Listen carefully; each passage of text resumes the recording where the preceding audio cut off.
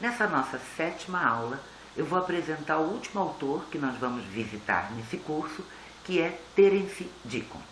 Terence Deacon é um cientista cognitivo e antropólogo de Berkeley, né? E ele acabou construindo uma teoria da informação ao tentar explicar o fenômeno intencional e da linguagem, né? Ele percebeu, esbarrou na informação como elemento base desse processo. A primeira coisa que a gente tem que entender é que para Deacon a informação não é ordem, não é commodity, ela é uma relação restritiva, né? Mas não uma relação restritiva que você pode positivar, que você pode apontar, né? É uma relação restritiva negativa. O que ele quer dizer com isso? Ele está se referindo àquele ponto de vista da Gestalt, de que a gente reconhece o mundo, né, em relação à forma e fundo. Então a gente destaca coisas para a nossa percepção e essas coisas são percebidas em relação a um fundo. O que o Deacon está dizendo é que a informação é uma restrição desse fundo, né? Esse fundo vai se limitando em vários passos desse processo informacional e no final é que você vai ter uma informação semântica, né? Um significado, um referente para o teu signo. Então, como é que isso acontece para Deacon? A primeira coisa que ele reivindica, para que a gente possa entender a teoria da informação, é o conceito de hábito, que ele vai buscar em Peirce, né? Hábito é exatamente uma espécie de duração, de permanência, em que a gente consegue perceber e ter memória daquilo que é a tendência natural das coisas, né? Então, nós estamos imersos no ambiente, nós temos memória sobre esse ambiente, e então a gente pode perceber que todas as coisas têm aquela tendência degenerativa, entrópica, né, como diz a física. Se qualquer coisa contrariar essa tendência, essa coisa será vai iniciar o processo de informação. A informação, para Deacon, é uma entidade, um termo, né, que tem um conceito intencional. O que ele quer dizer com isso, né? É uma relação, é um processo que aponta para alguma coisa específica. Não é um processo que se dá e não se sabe onde vai chegar, né? A informação é o mais básico dos processos intencionais que se encontram em vários níveis na natureza. Processos teleodirecionados, direcionados para um fim, né? Processos que são startados, começam e não começam à toa, eles são impulsionados exatamente por esse elemento ausente, que é a explicação que o Deacon gosta, né? Que é o elemento ausente que faz o processo se desenvolver para chegar até ele. Então, a informação seria um fenômeno emergente, intencional, né, que se dá em diversos níveis. O Deacon está explicando a informação semântica, né? Ele diz que pode haver qualquer informação na natureza, mas que isso não é o interesse dele. O interesse dele é como o nosso aparato cognitivo, né, capta e processa informações do meio. Então ele vai dar uma explicação da informação, uma genealogia da informação que a gente não encontra em outros autores. Diz ele, né, a informação existe porque nós intuímos, sabemos, né, por hábito, que as coisas têm uma tendência probabilística em acontecer. Então, nós podemos imaginar possibilidades, mas essas possibilidades elas têm probabilidades diferentes de se instanciarem. Se elas não tivessem probabilidades diferentes, se tudo fosse equiprovável no mundo, nós não perceberíamos nada, né? Nós percebemos justamente porque as coisas acontecem e elas têm chances diferentes de acontecer. Então, quando algum evento alguma possibilidade se instancia em detrimento de várias outras que podiam se instanciar, mas não se instanciaram, ela causa uma perturbação no ambiente, ela se evidencia por alguma mudança no ambiente, né? E essa mudança guarda nela essa escolha de que ela foi a possibilidade que se instanciou, enquanto todas as outras que poderiam ter sido instanciadas não foram. É muito necessário para Deacon, né, que para que aconteça uma comunicação, para que a informação saia do estágio de ausência e se configure informação, nós temos que estar num ambiente de redundância. O que é um ambiente de redundância? É mergulhados no hábito com memória. Isso é que é redundância, porque nós temos uma expectativa e nós achamos que as coisas devem acontecer de uma certa forma, quando alguma probabilidade fere, né, esse estado natural das coisas, ela então se destaca para o nosso entendimento cognitivo. Bem, há esse destaque de uma possibilidade que se instancia enquanto todas as outras não se instanciam, né, Deacon vai chamar de entropia shannoniana, de Shannon, da teoria da comunicação.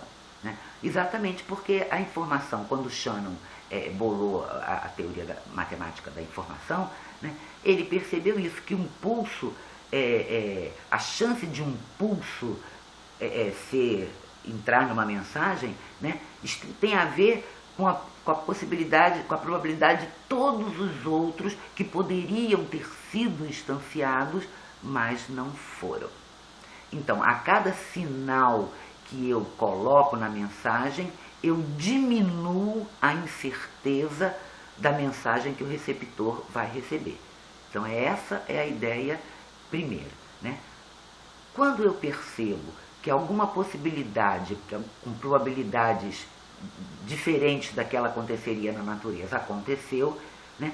O diferencial que Deacon chama para essa relação é que nessa emergência vai haver um elemento externo da natureza, né? À vontade da natureza, à homeostase da natureza. Então, tem que ser força de um trabalho, tem que ser alguma coisa acontecendo para que uma probabilidade se instancie, né, em detrimento de todas as outras que não se instanciaram. Bom, uma vez que houve essa possibilidade, como é que eu posso percebê-la? Para eu percebê-la, ela tem que estar fisicamente embutida em algum meio.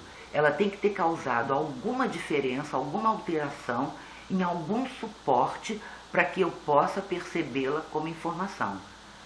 Se eu tenho que pegar a minha possibilidade que eu instanciei, o meu signo que eu escolhi, né, e colocá-lo num suporte, o meu receptor, aquele que vai decodificar a mensagem, tem que saber que os suportes estão também submetidos à entropia. Né? Então, além daquela informação, né, ter tido que superar todas as outras possibilidades, né, que poderiam estar no lugar dela, mas ela que está ali, né, ela também tem que superar o desgaste, a entropia, né, a corrupção que ela pode sofrer enquanto ela veicula num suporte material, porque todos nós sabemos que os suportes materiais estão aí à mercê da degenerescência. Né? Bom, quando ela caminha, quando ela é embutida nesse suporte material, né, eu consigo percebê-la com a minha memória cognitiva, né? E como é que eu vou fazer para decodificar aquilo? Eu vou testar várias interpretações simbólicas. Interpretações simbólicas, né, tem um espectro para serem reconfiguradas muito grande, muito diferente das informações icônicas ou indiciais, em que você tem elementos na natureza que possam apontar e te confirmar aquela informação. Quando nós estamos no nível simbólico, isso não acontece.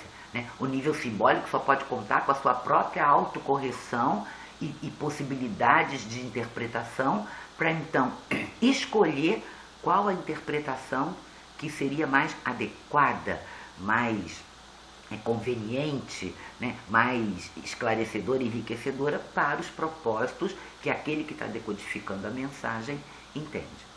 Então, para acontecer uma informação semântica, ela tem para Deacon, né, a emergência desse processo, né, ele tem que superar 3 tipos de degenerescência, 3 tipos de entropia até que se chegue ao conteúdo, ao significado. Né? A primeira é a entropia de Shannon, que ele tem que ser instanciado, né, em detrimento de todos aqueles, e eu só posso perceber que alguma coisa se instanciou em detrimento das outras quando eu tenho noção das possibilidades e probabilidades que tudo ali tem de acontecer. Uma vez que essa possibilidade se instancia, que esse trabalho é realizado ao nível de escolha de possibilidade, né? Essa escolha ela tem que ser embutida num suporte para que eu possa percebê-la. Né? Esse suporte também sofre degenerescência, que é a entropia de Boltzmann, da termodinâmica. Então, segundo Deacon, a informação, a relação restritiva também tem que vencer a entropia boltzmanniana, né? Aquela da degenerescência natural, e depois tem que vencer o que ele chama de entropia darwiniana, que é um tipo de seleção natural, né? Porque de todas as interpretações simbólicas que vão estar à minha disposição, eu vou selecionar aquela que no momento me for mais interessante, conveniente, pertinente e outros adjetivos dessa natureza. Né?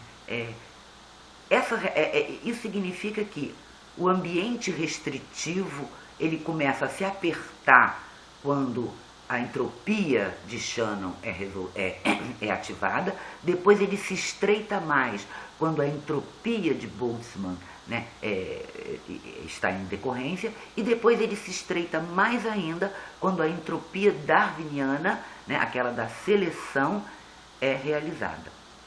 Para Deacon, né, o que um organismo faz é exatamente dar continuidade a essa seleção darwiniana, só que a seleção natural não tem intenção, ela não tem valor, ela não tem agente, agente cognitivo, né, agente inteligente, enquanto nós temos.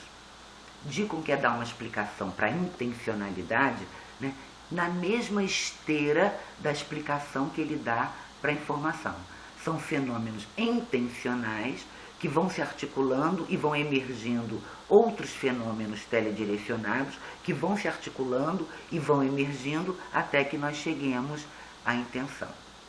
A teoria da informação de Deacon não é das mais simples, né, mas é muito interessante, ele chega em conclusões muito desafiadoras e eu não posso aqui falar tudo numa fita porque seria exaustivo.